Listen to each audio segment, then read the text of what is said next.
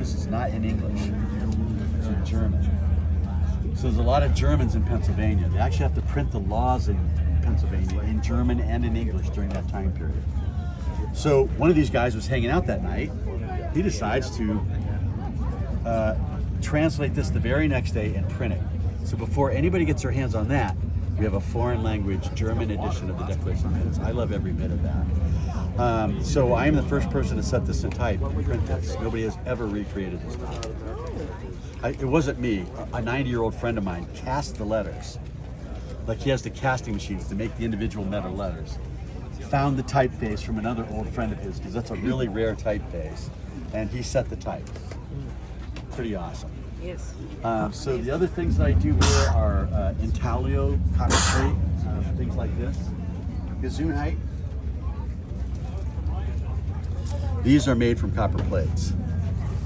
So this is called intaglio. We have two kinds of printing in the 18th century. We have letterpress Gutenberg, right? It's the same press for 350 years. There's no changes from literally 1450 to 1800. I mean, there's a few minor things, but technology is the same. So that's for printing books and newspapers. Intaglio is a rolling press. It's got two rollers, a big star wheel, and you crank that plate through it with a piece of paper on top of it after you've inked that, and it makes an impression. So you can see that in the plate mark. See that bump? Mm-hmm. That's how you know you have an original intaglio print. It's got that mark. If it doesn't, it's a copy of some electronic thing. So I printed these up for fun. This kind of these are only $10, but Paul Revere did this engraving. It's called Landing of the Troops. In 1770, this is a sister print to the Boston Massacre. So this is hand engraved, hand printed, and then hand watercolored. That's Long Wharf. That's the chart house. John Hancock owned that. That building is still there. It's a restaurant. Yeah. But he owned that. It's right there. And that Paul Revere print. I think that's awesome. So those two battalions landed in 1770. Is that it? No, What this is the land. this? No, this is 1768. Okay, that's what I meant. He The just two did the print battalions- as a sister print to the Boston Massacre in 1770. Okay. Christian Remick draws this. Revere can't draw, but Remick draws it, and then Revere engraves it. So the two battalions were landed to keep peace after the riots of In 1768. 68. Yeah. Okay. And there's John nine Hancock's book was British men of war. confiscated. 2,000 soldiers. Excellent. This is the cut down version of the plate. You can actually, on the original Paul Revere, you can see the Faneuil Hall back here, and you see Merchants Row, you see the water going all the way back to Faneuil Hall. But in 1775, right about now, Paul Revere's already made his midnight ride, right? He's living in Watertown with Benjamin Edes, my printer. Edes is printing for the provincial congress, stuff like this. They're raising an army, but Revere got a job to print money for the state of Massachusetts. He's got this plate, and we have the note he sends to his wife Rachel in Boston, because she's stuck behind the curtain there, right? She's trapped in there with the British Army. Hey, send my trunk of engraving tools over. I got a job. I don't know how the trunk gets from Boston, which is supposed to be surrounded by. Anyways, it makes it to Watertown, and Edes gets the plates and he cuts them down. He cuts the name down here off, cuts this off, flips that plate over, and engraves the banknotes that we pay the soldiers at Bunker Hill with. I forgot to bring that engraving with me in the print, but there's 3 bills, and that's the money that we paid them. So that's what he's doing.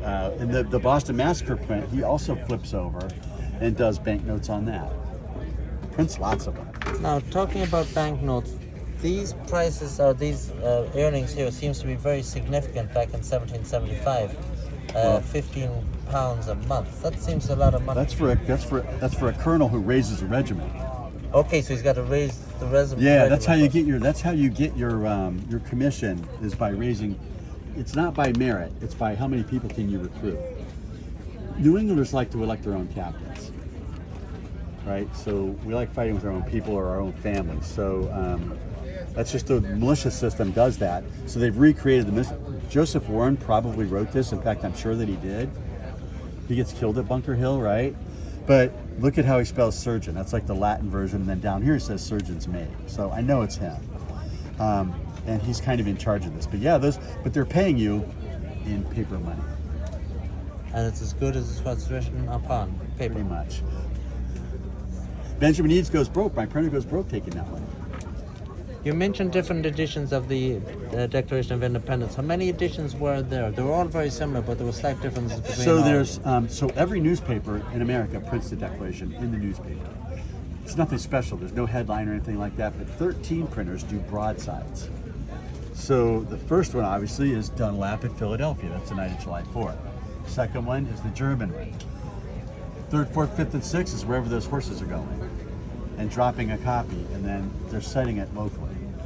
So this is the Boston edition. I'm the first person to set this in type since 1776.